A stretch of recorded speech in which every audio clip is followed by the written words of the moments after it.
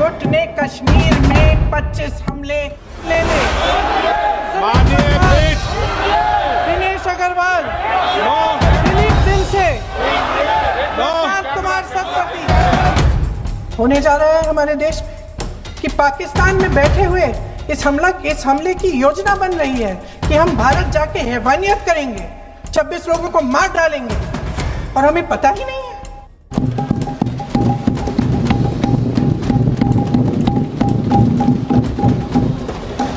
आदरणीय अध्यक्ष महोदय, मैं आपको धन्यवाद देना चाहती हूं कि इस महत्वपूर्ण मुद्दे पर आपने मुझे बोलने का मौका दिया।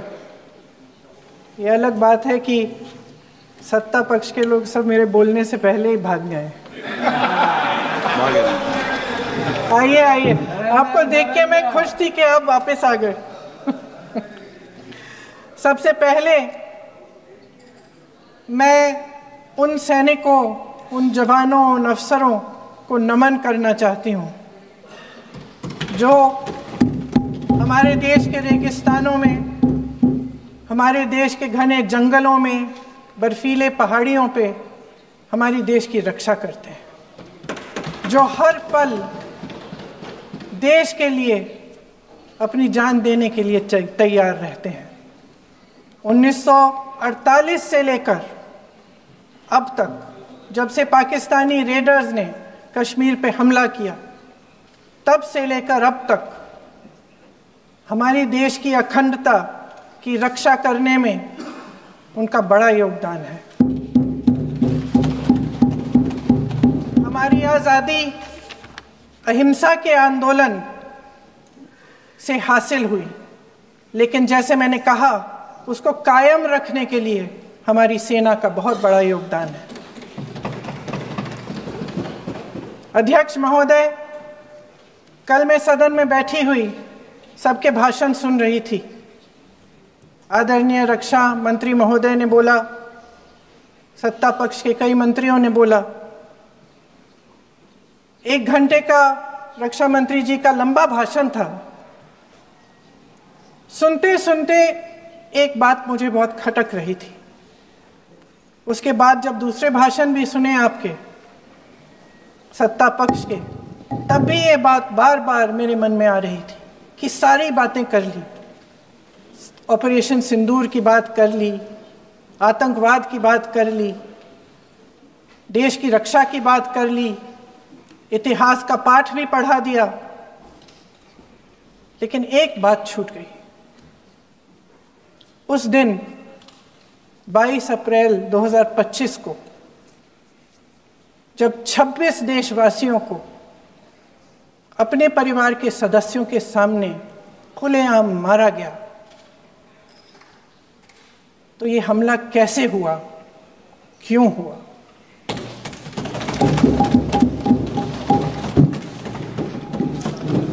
अध्यक्ष महोदय, ये लोग बैसारन वैली में, पहलगाम के पास कश्मीर में क्या कर रहे थे? आजकल पब्लिसिटी का दौर है, प्रचार का ज़माना है। कुछ समय से हमारी सरकार ये प्रचार कर रही थी कि कश्मीर में आतंकवाद खत्म हो गया है, कि कश्मीर में शांति है, अमन चैन है। प्रधानमंत्री जी ने खूब भाषण दिए, देशवासियों को कहा कि चलिए कश्मीर चलिए, सैर करिए। कई बार मैंने ये भी देखा मीडिया पर, टीवी पर कि कश्मीर जाइए, ज़मीन खरीदिए, अब वहाँ अमन चैन है, शांति का वातावरण है। इसी बीच शुभम द्विवेदी, एक कानपुर के नौजवान, और उनके पूरे परिवार ने तय किया कि वो कश्मीर जाएंगे। शुभम द्विवेदी की 6 महीने पहले शादी हुई थी। उसकी पत्नी ने कहा कि उनके बीच एक ऐसा रिश्ता था, प्रेम और दोस्ती का ऐसा रिश्ता था कि वो एक दूसरे को बच्चों की तरह हंसाते थे। सोशल मीडिया पर एक वीडियो भी जारी है जिसमें पूरा परिवार एक साथ बैठा हुआ ताश खेल रहा है और ऐसे हंस रहे हैं, ऐसे हंस रहे हैं कि उस वीडियो को देख के किसी का भी दिल टूट जाए कि इस परिवार को इस तरह से उजड़ने क्यों दिया हमने। 22 अप्रैल 2025 को बैसारन वैली में मौसम का मिजाज अच्छा था।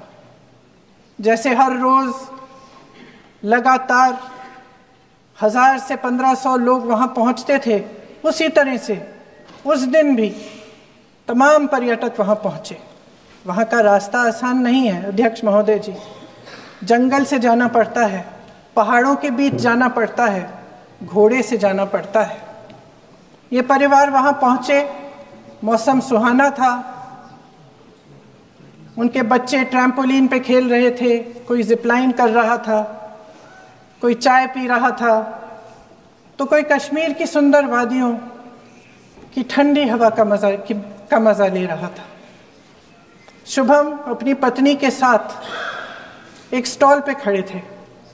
तभी अचानक 4 आतंकवादी जंगल में से निकलते हैं और शुभम को वहीं अपनी पत्नी के सामने मार डालते हैं।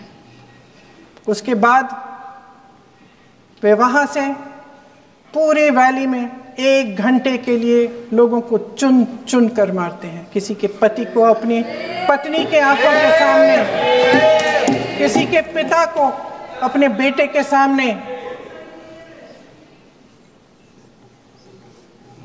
चुन चुन कर 26 लोगों को मार डालते हैं।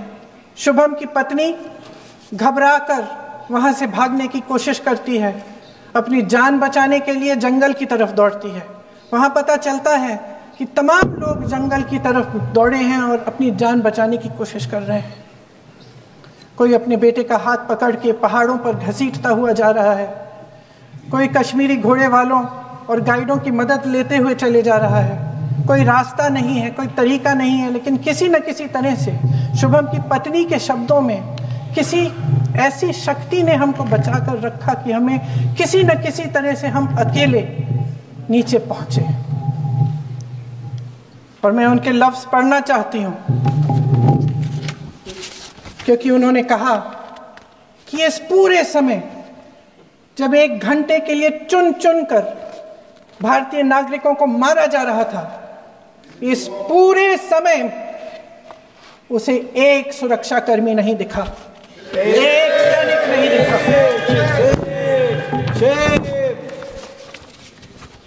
शुभम की पत्नी ने कहा, कोट, मैंने अपनी दुनिया को खत्म होते हुए देखा, अपनी आंखों के सामने एक सिक्योरिटी गार्ड नहीं था। मैं ये कह सकती हूं कि देश ने, सरकार ने हमें वहां पे अनाथ छोड़ दिया था। सिक्योरिटी क्यों नहीं थी वहां पे एक सैनिक क्यों नहीं दिखा? क्या सरकार को मालूम नहीं था कि यहां रोज 1000 से 1500 पर्यटक जाते हैं? क्या सरकार को मालूम नहीं था कि यहाँ के पहुंचने के लिए जंगल के रास्ते से जाना पड़ता है? अगर कुछ हो जाएगा तो लोग वहां से निकल नहीं पाएंगे। एक चिकित्सा का इंतजाम नहीं था, फर्स्ट एड का इंतजाम नहीं था, कोई इंतजाम नहीं था, ना सुरक्षा का ना फर्स्ट एड का।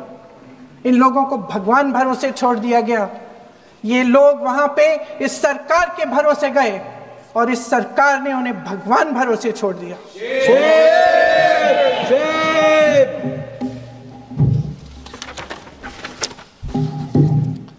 मैं पूछना चाहती हूं, ये किसकी जिम्मेदारी थी? इस देश के नागरिकों की सुरक्षा की जिम्मेदारी किसकी है? क्या इस देश के प्रधानमंत्री की नहीं है? क्या इस देश के गृह मंत्री की नहीं है? क्या इस देश के रक्षा मंत्री की नहीं है? क्या एनएसए की नहीं है? अध्यक्ष महोदय, पहलगाम हमले से सिर्फ 2 हफ्ते पहले हमारे गृह मंत्री महोदय जी कश्मीर गए थे। किस लिए गए थे? जो सुरक्षा की व्यवस्था है इसको देखने के लिए गए थे, इसको रिव्यू करने के लिए गए थे। और उन्होंने वहां कहा कि आतंकवाद पर विजय प्राप्त हुई है। ये 2 हफ्ते पहले है। 3 महीने बाद जेएनके के गवर्नर साहब एक आम इंटरव्यू में ऐसे ही चलते चलते कह देते हैं कि हाँ, बैसारन वैली में बहुत लापरवाही हुई और इसके लिए मैं जिम्मेदारी लेता हूँ। ऐसे ही चलते चलते, और वो बात होती है, ख़त्म भी वहाँ होती है और वहीं ख़त्म हो जाती है। उनसे जिम्मेदारी ली भी नहीं जाती, कोई सवाल नहीं उठाता, कोई जवाब नहीं देता। अध्यक्ष महोदय, उस हमले की जिम्मेदारी एक आतंकवादी गुट जिसका नाम TRF है थोड़े दिनों बाद लेती है। कौन है ये TRF? 2019 में ये गुट बना। 2020 में इसने कश्मीर में आतंकवाद का काम शुरू कर दिया और 2020 अप्रैल 2020 से लेकर 22 अप्रैल 2025 तक इन्होंने 25 आतंकवादी हमले किए। गृह मंत्री महोदय ने जब यूपीए सरकार के समय के आतंकवादी हमले गिने तो लगभग 25 गिनवाए थे अभी अपने भाषण में। इस गुट ने कश्मीर में 25 हमले 2020 और 2025 के अंदर एक पूरी लिस्ट है इन हमलों की। मेरे पास इतना समय नहीं है इसलिए मैं एक एक को नहीं पढ़ना चाहती, लेकिन मैं इतना कहूंगी कि इनमें रियासी का हमला भी था 2024 का, जिसमें 9 लोग मारे गए और 41 लोग घायल हुए। कुल मिलाकर 2020 से लेकर 22 अप्रैल 2025 तक TRF ने 41 सेना और सुरक्षा कर्मियों की हत्या की, 27 सिविलियन की हत्या की और 54 लोगों को घायल किया था। भारत सरकार ने TRF को आतंकवादी संगठन का दर्जा कब दिया? 2020 में दिया, 2021 में दिया, 2022 में दिया, 2023 में दिया। 3 साल बाद, 3 सालों के लिए ये आतंकवादी गतिविधियां कर रहे हैं और आप इनको आतंकवादी संगठन तब कहते हैं 2023 में। इसकी क्या वजह थी? ये सब सरकार के संज्ञान में था और आप मुझे बताना चाहते हैं, सत्ता पक्ष के नेता बताना चाहते हैं कि ये सब आपके संज्ञान में था, लेकिन कोई भी एक ऐसी एजेंसी नहीं है हमारी सरकार की जिसको पता चला कि ऐसा हमला, ऐसा भयानक हमला होने जा रहा है हमारे देश में, कि पाकिस्तान में बैठे हुए इस हमले की योजना बन रही है कि हम भारत जाके हैवानियत करेंगे, 26 लोगों को मार डालेंगे और हमें पता ही नहीं है। क्या ये हमारी एजेंसियों की विफलता है कि नहीं है? ये बहुत बड़ी विफलता है, ये एक बहुत बड़ी विफलता है।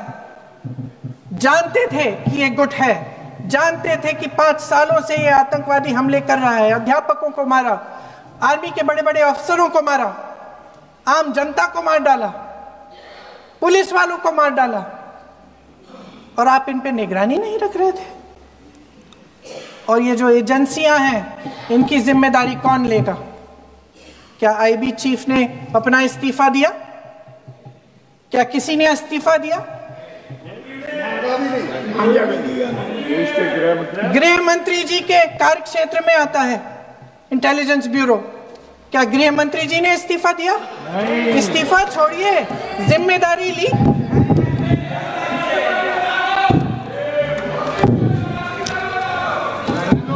साहब देखिए, इतिहास की बात आप करिए, मैं वर्तमान की बात करना चाहती हूँ। आपको तो एक बहाना चाहिए, आपको तो एक बहाना चाहिए। पूरे परिवार का नाम गिनवा देते हैं। अरे अपनी जिम्मेदारी खुद लीजिए।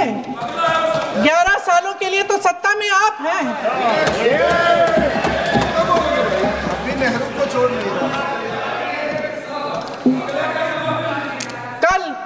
कल माननीय गौरव गोगोई जी ने अपने भाषण में पूछा गृह मंत्री जी से, क्या आपकी जिम्मेदारी नहीं थी? मैं देख रही थी।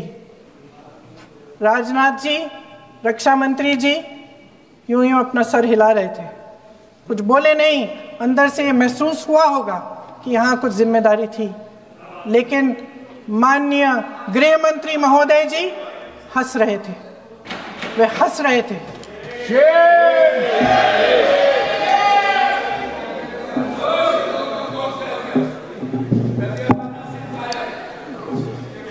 अध्यक्ष महोदय, कल सत्ता पक्ष और आज भी सत्ता पक्ष के नेताओं ने 2008 के मुंबई के हमलों का जिक्र किया, बार बार कहा कि मनमोहन सिंह जी की सरकार ने कुछ नहीं किया। ये तो जानकारी होगी ना कि उसी समय जब वो आतंकवादी हमला चल रहा था तभी उन आतंकवादियों को मार डाला था, एक बचा था और उसको भी फांसी दे दी थी 2012 में। महाराष्ट्र के मुख्यमंत्री ने इस्तीफा दिया, देश के गृह मंत्री ने जिम्मेदारी लेकर इस्तीफा दिया। एक जवाबदेही थी पब्लिक के प्रति, एक जवाबदेही थी इस देश की जनता के प्रति, इस देश की धरती के प्रति।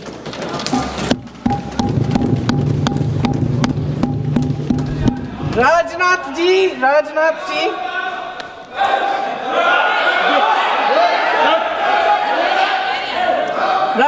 जी तो पुलवामा, उरी और पठानकोट के समय गृह मंत्री रहे थे। आज वे रक्षा मंत्री हैं और हमारे गृह मंत्री महोदय श्री अमित शाह जी के नाक के नीचे पूरा मणिपुर जल गया, दिल्ली में दंगे हुए, पहलगाम में हमला हुआ और आज भी वे उसी पद पर बैठे हैं। क्यों? अध्यक्ष महोदय, बमबारी से अखबारों के हेडलाइन बनते हैं, मगर कहानी सुरक्षा में की चूक में भी है। आज देश खोखले भाषण नहीं सुनना चाहता, देश जवाब चाहता है, तसल्ली चाहता है कि सच उससे छिपाया नहीं जाएगा। देश जानना चाहता है कि उस दिन अप्रैल 22, 2025 को क्या हुआ और क्यों हुआ। आप तो खुद अपनी पीठ थपथपाने में लगे रहते हैं। सेना, देश, संसद से सच छुपाते हैं। ऑपरेशन सिंदूर जब शुरू हुआ, हम सब ने समर्थन किया, सब एकजुट होकर खड़े हो गए इस देश के लिए। दोबारा होगा, दोबारा खड़े हो जाएंगे। अगर हमारे देश पे हमला होता है तो यहाँ इस सदन में किसी भी पार्टी का हो, कोई भी हो, सब आपका समर्थन करेंगे। और हमें अपनी सेना पर गर्व है कि उन्होंने इस बार भी दृढ़ता से लड़ाई लड़ी, धैर्य से लड़ाई लड़ी, वीरता से लड़ाई लड़ी। लेकिन इस ऑपरेशन का सिंदूर का क्रेडिट, उसका श्रेय तो हमारे प्रधानमंत्री जी चाहते हैं। सही भी है, ठीक है, सही है, श्रेय ले। ओलंपिक्स में हमारा मेडल आता है, उसका भी श्रेय लेते हैं, लेकिन सिर्फ श्रेय लेने से नहीं होता नेतृत्व, जिम्मेदारी भी लेनी पड़ती है।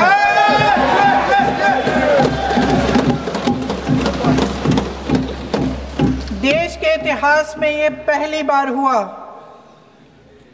देश के इतिहास में ये पहली बार हुआ कि जंग होते होते ही रुक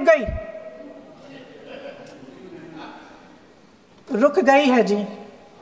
और इस रुकावट का ऐलान हमारी सरकार, हमारी सेना नहीं करती, अमेरिका के प्रेसिडेंट करते हैं, अमेरिका के राष्ट्रपति करते हैं। ये हमारे प्रधानमंत्री महोदय की गैर जिम्मेदारी का सबसे बड़ा प्रतीक है। आज गृह मंत्री जी ने इस बात पर उल्लेख किया। उन्होंने कहा, उनके शब्दों में उन्होंने कहा कि पाकिस्तान के पास शरण में आने के बजाय कोई चारा ही नहीं था। आपने शरण दिया क्यों? वो आते हैं आपके देश के अंदर, लोगों को मार डालते हैं और आप उनको शरण दे रहे हैं। क्यों दिया शरण? इसका जवाब क्यों नहीं दिया एक भी भाषण में? जैसे ये बात उठी, शरण की बात की हमारे गृह मंत्री जी ने, इतिहास में चले गए। नेहरू ने क्या किया, इंदिरा गांधी ने क्या किया, यहां तक कि मेरी मां के आंसुओं तक चले गए, लेकिन इस सवाल का जवाब नहीं दिया कि ये सीज फायर हुआ क्यों, ये जंग रुका क्यों, और तब क्यों रुका जब दुश्मन के पास कोई चारा नहीं था हमारे श्रेय में आने के बजाय। क्यों रुका ये जंग, इसका जवाब नहीं दिया। धन्यवाद, आप देंगे?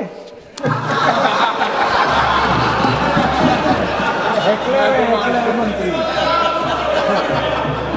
देना भाई देना, आपको टाइम मिलेगा तो, टाइम नहीं मिलेगा आपको शायद। वैसे महोदय, मेरी माँ की आंसू की बात किए,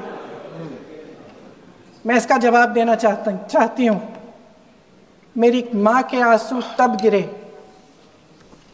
जब उनके पति को आतंकवादियों ने शहीद किया, जब वे मात्र 44 साल की थी। और आज अगर मैं इस सदन में खड़ी हूं और उन 26 लोगों की बात कर रही हूं, मैं इसलिए कर रही हूं क्योंकि मैं उनका दर्द जानती हूं, महसूस करती हूं।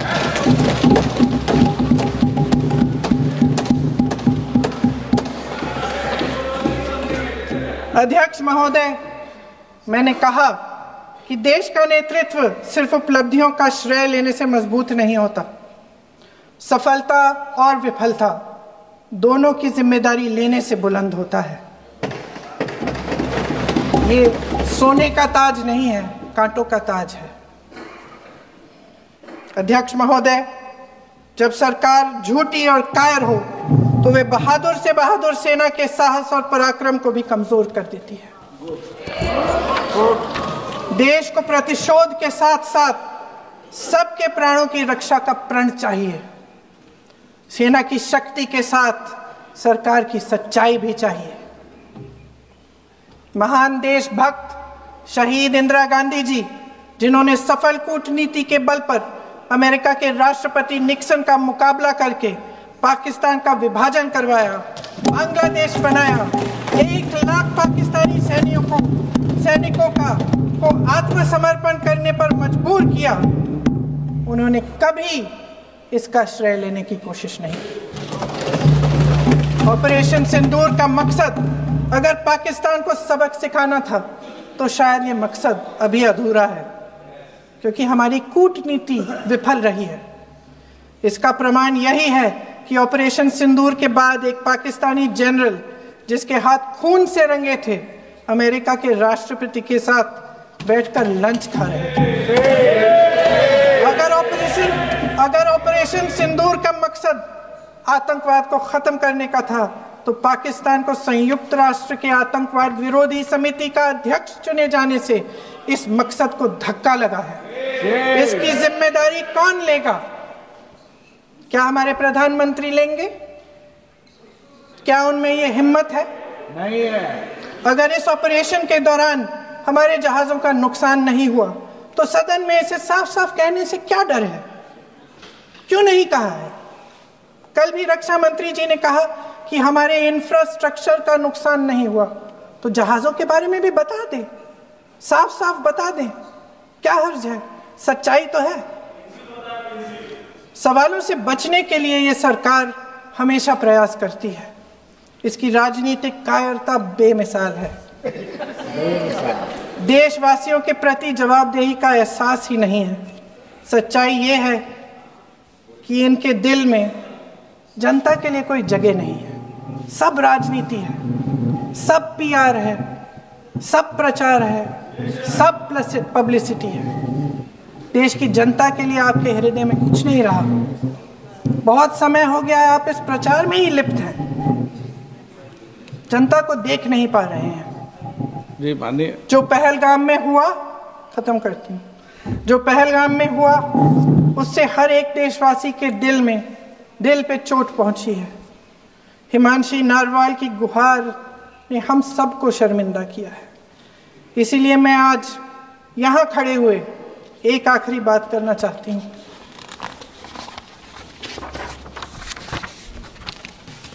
इस सदन में लगभग सभी के पास सुरक्षा है, सुरक्षा की व्यवस्था है। हम जहां भी जाते हैं हमारे साथ सुरक्षा कर्मी आते हैं। आपको भी मिल जाएगी, आप मंत्री बन जाएंगे, आपको भी मिल जाएगी। मैं मजाक की बात नहीं कर रही हूँ, मैं मजाक की बात नहीं कर रही हूँ, थोड़ा सा धैर्य रखिए। उस दिन पहलगाम में 26 परिवार उजड़ गए। 26 लोगों को अपने परिवार के सदस्य के सामने मारा गया। 26 बेटे, पति, पिता गुजर गए। उनमें से 25 भारतीय थे। भारतीय थे।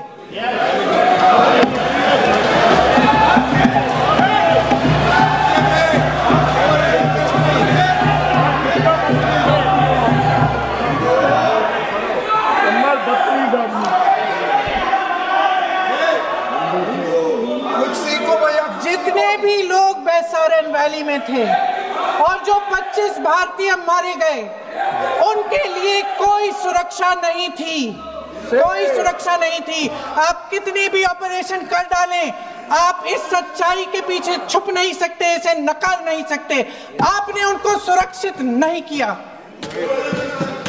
कोई शर्म नहीं है, कोई शर्म नहीं है, कोई शर्म नहीं है और ना कभी होगी। सुन लीजिए, सुबह भी मैं शिव मंत्र बोल के आई हूं। इनको क्या पता शिव मंत्र क्या है? शिव मंत्र खत्म कर लूं अपना भाषण। शिव मंत्र मैं एक बार उन 25 भारतीयों के चुप रही। मैं एक बार उन 25 भारतीयों के नाम इस सदन में पढ़ना चाहती हूं, ताकि यहां बैठे हर सदस्य को यह एहसास हो कि वे भी हमारी तरह इंसान थे, किसी राजनीतिक बिसात के मोहरे नहीं थे। वे भी इस देश के बेटे थे, वे भी इस देश के शहीद हैं। उनके परिजनों के प्रति हम सब की जवाबदेही बनती है। उन्हें सच्चाई जानने का हक है। समीर गुहा भारतीय, बिट्टन अधिकारी, मनीष रंजन, हेमंत सुहास जोशी, विनय नारवाल, सुशील नथनियल, अतुल श्रीकांत मोने, सैयद आदिल हुसैन शाह, चुवानी, रामचंद्रन, संजय लक्ष्मण लेले, दिनेश अग्रवाल, दिलीप दिल से, प्रशांत कुमार सतपति, JS चंद्रमौली। अब आप बोलिए, अब आराम से बोलिए। JS चंद्रमौली, यतीश परमार, S मधुसूदन राव, सदस्य नारेबाजी का सदन नहीं है। शैलेश कलाटिया, ये तरीका ठीक नहीं है आपका। मंजुनाथ राव, कौस्तभ गणबोटे, शुभम द्विवेदी,